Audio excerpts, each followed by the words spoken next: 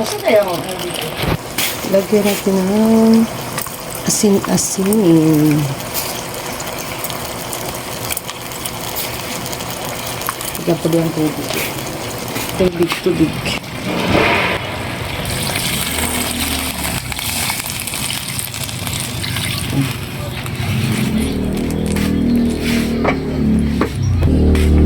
Lagay natin ang kanyang sili.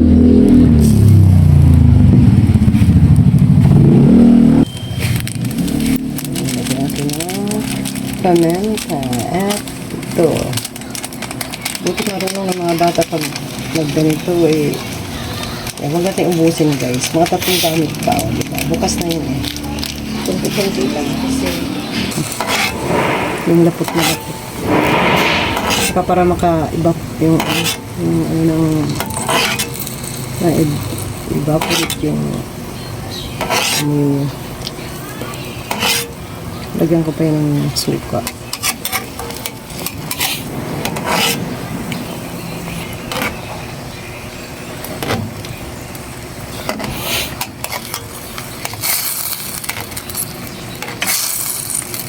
Kasi pag takpan, magtutubig. Magtutubig siya takpan.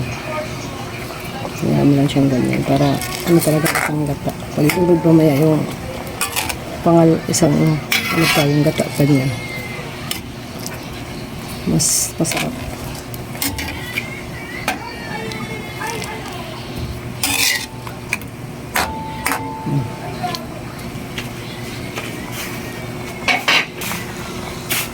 Yan guys, lagyan natin ng turmeric. Ito guys, galing Saudi to guys na turmeric kaya ang tapang.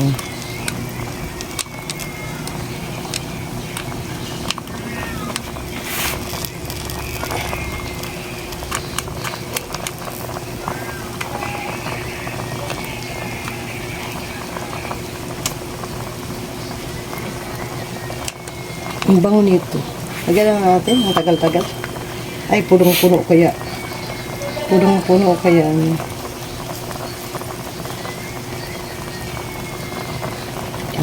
Yan, sarap yan. Bago. Tag Saudi. Bigay lang naman yan sa akin guys, ng kapatid ko.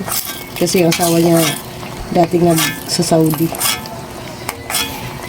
Ay, hanggang ngayon naman kasi. Pero di ko alam kung Saudi siya. Hindi ko alam kung saan ba yun si Libya yata. Part din niya ng Saudi Arabia, di ba?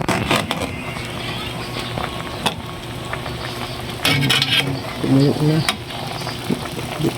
Try natin guys, hindi takpan para gusto ko kasi maano yung gatang-gata talaga.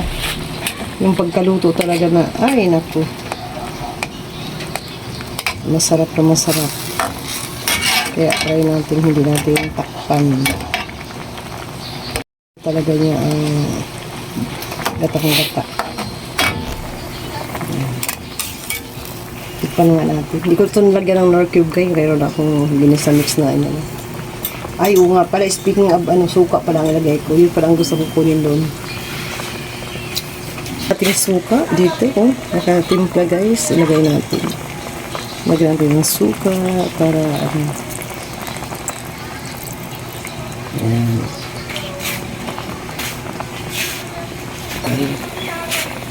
Ayan ang mga gulay-gulay. Lalagay na natin para maluto ng husto ating isda. Takpan natin ng mga gulay-gulay. Hindi ko siya kasi guys tinakpan para hindi magtubig. Kaya gusto ko kasi yung gatang-gata talaga as in. Kaya ang itakip natin sa isda para malutong maluto ay ang mga gulay-gulay.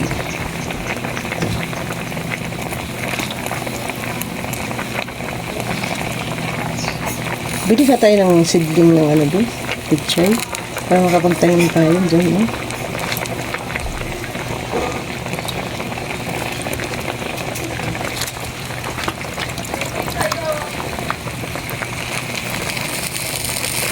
Ayan.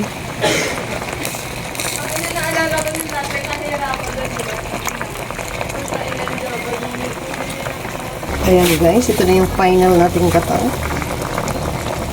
Ayan. Final nating gata. Ayan.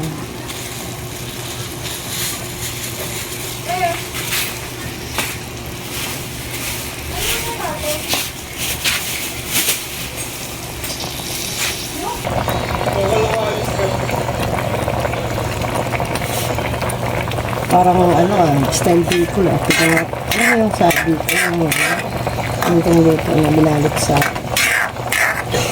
dahon ng saging. Parang ganito. Diba? Saan ka dyan? Anong masasabi mo yan? O diba? Ito na.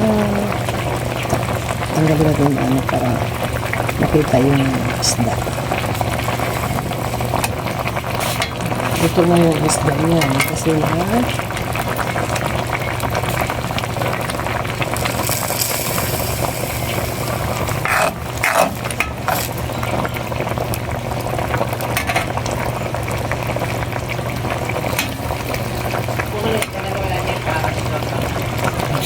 thank you guys. Ito na yung ulam natin ngayon.